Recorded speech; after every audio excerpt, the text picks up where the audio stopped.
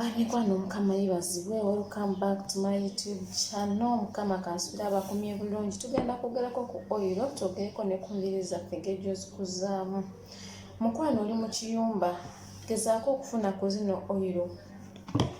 Gezaako okufuna ku zino oil zonna bwezitinga bw'oziraba. Gezaako okufuna ku zino oil. Ngenda njogerako oil emu ku emu. Mukitegeera? So kati tulina Amel oil. Ayamba enviiri zaffe ofuuka za black, enviiri zaffe okukula amangu. Mukwano gezaako kono Indian oil.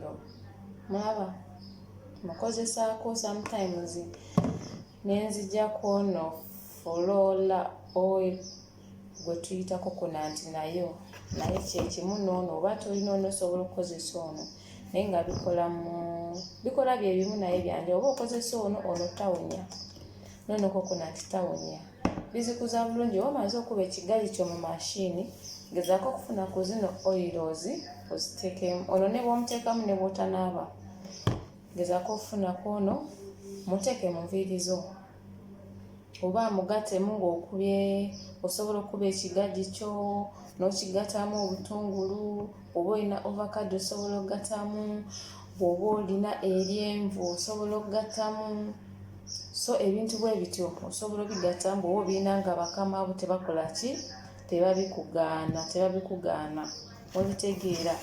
Ne tubaayo ne vantika oil. So njagala munfune bulungi bamikwano mulaba nti zino oil zonna amanya ga njawulo naye mulaba nti buli oil yonna eriko coconut oil, which means oil yenna ng'aliko coconut oil ate kuno kuliko ne lemon. Mumulaba? So bw'olaba nga oil yenna aliko coconut oil akola bulungi nnyo enviiri zaffe bamikwano. Mulaba n'ono aliko coconut oil. So bamikwano tuba tulina okukola ki? Mulaba pure coconut oil. Asobola nti mukalabye bulungi. So tetulina kugayaala. Mukwano oli waliwo abaana babuuza nti enviiri zange zikutuka, enviiri zikola kiba ne coconut, enviiri engeri gye tuba tuzibikirira nnyo. Coconut ayambako n'enviiri obutakutuka, eryenvu liyambako enviiri obutakutuka, lemoni ng'olina situka. Biri mu video yange awo mukwano nga gwe subscribinga. Please subscribe to my YouTube channel mukwano. Gezeeko subscribing kankyayitera njagezangako kati okukola buli video buli lwa kusatu benga nsevinga video every week. Kati bamikwano bumaze oteekamu oil yo oba ng'omaze okuteekamu oil, nze shampoo wange wuno gwe nkozesa muliraba erinnya simanyi oba livuddeyo bulungi. Conditioner ono oil ono shampoo. So oba omala okozesa ono shampoo osobola okozesa ono conditioner. Kati oba omaze ng'onaabamu omaze onaabamu omaze okozesa bino bi oil ya oil ono oil osobola omukozesa n'oteekamu butono ne butamunaabamu, it's okay. Naye ono oil engeri ekiri nti awunya oba olina omunaabamu. Kati n'ekirala katiipu ak'okubiri bw'oba omaze okukuba ezo ovacado biki ebyo bigundi binaaga by'okuba amazzi g'obutungulu amenvu ng'ogase n'egundi ebyo kiyale yani cucumber amazzi ago omaze gakuba funayo akantu kobwe kati kanaaze bulungi katereke.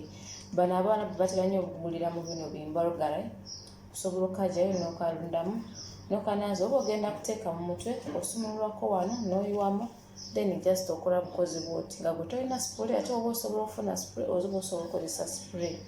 Kati n'ekirala bamikwano mulaba ono gundi oba ye katalini mumulaba ono gundi anyiriza enviiri ng'omaze oziwotkombinga. Mala oziwotkombinga azinyiriza bulungi nnyo azinyiriza mukalaba kano okateekamu ng'omaze hotcomb oba straightener kano okateekamu ne kanyiriza enviiri kalinga bizigo n'esi bizigo no oil kapya just onyigako ku ngalo bwoti n'osigamu. Okitegeera oba osobola okafuna oba osobola ogenda n'okagula. Kano akantu kalungi nnyo okateekamu ng'omaze okukola konvirizo hotcom. Mukama bampeera omukisa ba mikwano, mwebale okusubscribinga, abatanasubscribinga please subscribe. Nja kumekinga amashuwa kati nti nteekayo video buli Lwakusatu, Olwokusatu lwesibeera nnyo busy. Mukama bampeera omukisa, mbagala nnyo mu linnya lya Yesu. Sharinga video, comment, like. Mukama abampeere kyemusinga okwagala. Bye. Mubirabe engeri gye mbisibamu ati. Bye, mbagala nnyo dear.